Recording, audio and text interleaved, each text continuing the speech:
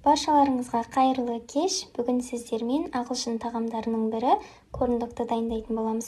Ол үшін алдымен ыдысымызға ұнымызды саламыз, үстінен қант, тұз және де паприкамызды, кейіннен разрыхителімізді салып, құрғақ масаларымызды араластырып аламыз.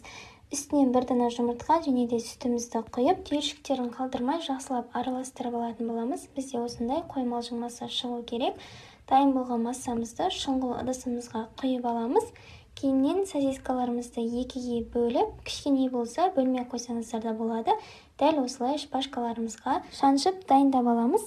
Алдын дайындап алған қою массамызға сосискаларымызды толықтай батырып, барлық жеріне тигізіп, қызып тұрған майда орташа отта сырты қызарғанша айналдырып отырып пісіріп алатын боламыз.